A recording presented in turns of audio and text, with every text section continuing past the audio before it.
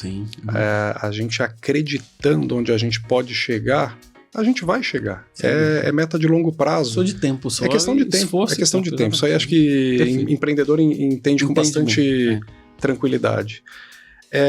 Para isso, não faz sentido a gente falar de futuro sem ter certeza que vai existir um futuro adequado para a gente viver. Então, eu acredito que tudo que a gente faz hoje sobre sustentabilidade é porque eu quero que exista um futuro bacana para mim, para minha família, para minha filha, para as próximas gerações. A gente, sabe, ouve notícias de que está pensando em ir para Marte, em buscar outras alternativas, mas por quê? É inevitável a destruição do planeta Terra? Sabe? Eu acho que tem tempo.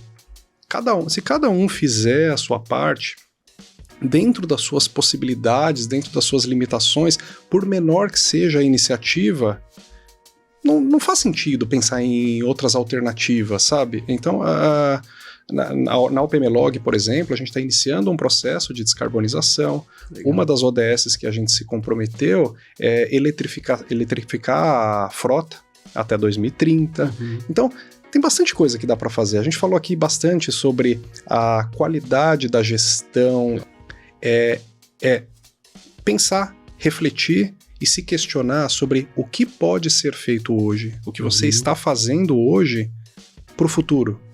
Vai existir um futuro daqui a 10, 20, 50 anos? Legal. O que está sendo feito hoje? O que você está contribuindo?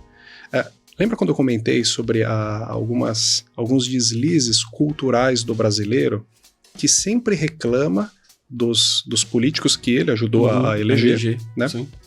E não faz nada. Então, acho que vale a pena colocar um pouco a mão na massa, parar de reclamar que o político é corrupto, que o governo não presta, que a empresa tal coisa, que prestador de serviço, para de reclamar um pouco e coloca a mão na massa, faz um pouquinho, que seja pequeno, só que se todo mundo fizer, a gente tem um movimento fenomenal. O Brasil se transforma tranquilamente em referência de sustentabilidade no mundo, porque tem muita gente, o povo, ele tem um bom coração. O brasileiro, por si só, pela essência, ele tem a capacidade de apresentar bons projetos, de se engajar em causas sociais e, de fato, apresentar bons resultados. Só precisa de iniciativa, só precisa começar. Dá para começar hoje, entendeu? Não importa a proporção.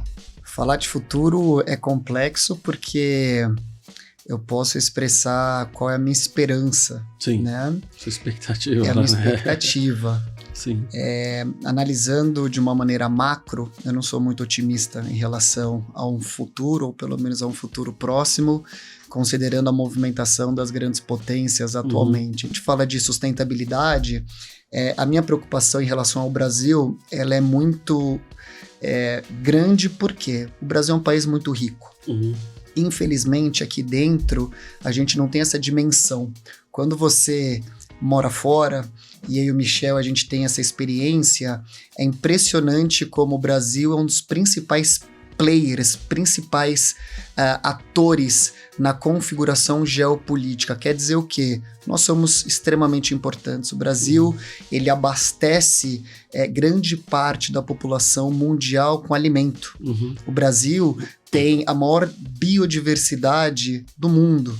Né? O Brasil tem, salvo engano, entre 70% e 80% da sua energia, né, produzida, limpa. E o Brasil tem, certamente, hoje a maior floresta tropical do mundo. Né? A gente tem uma experiência com a Mata Atlântica, né? E a gente também conhece de algumas questões que acontecem na Amazônia. Qual que é a minha preocupação?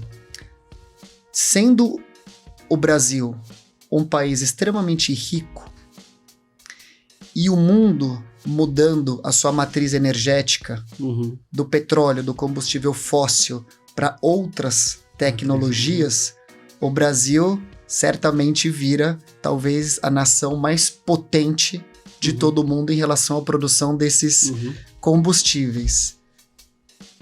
A minha pergunta é, o conflito hoje que existe no Oriente Médio por questão territorial e de recurso, o conflito hoje que existe na Venezuela por ser a maior produtora de petróleo do mundo, com a sustentabilidade, que precisa virar essa chave sim.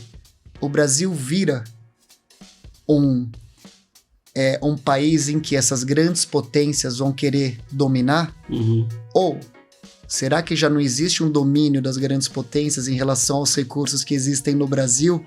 Sim. Ou, diante desse cenário, podem os brasileiros, e aí entra muito na minha experiência, se tornarem refugiados? Então, para um futuro, eu defendo sim a agenda de sustentabilidade, a minha vida é pautada nisso, mas eu tenho sim no meu radar a movimentação das grandes potências em relação aos nossos recursos, que são muitos, né? Somos um país rico. E sobre o futuro do nosso país como sociedade, a resposta todos sabem, todos conhecem, é a educação. A educação ela é fundamental para que os eleitores, como o Michel está trazendo a questão política, a gente discutiu aqui sobre o legislativo, o executivo, a gente precisa se envolver, sim, somos seres históricos, seres políticos, e a mudança depende de cada um de nós.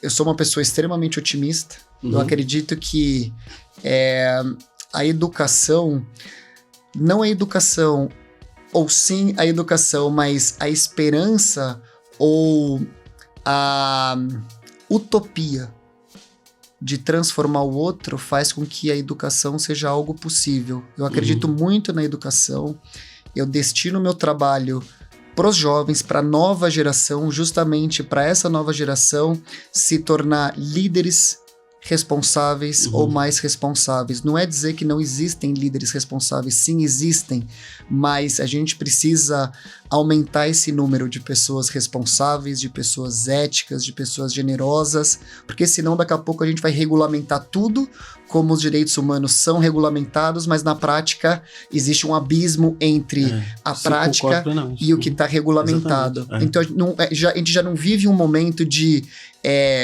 constitucionalizar os direitos ou de alcançar esses direitos. Esses direitos estão escritos, eles já estão formalizados. A gente precisa praticar esses direitos. Isso depende de cada um de nós.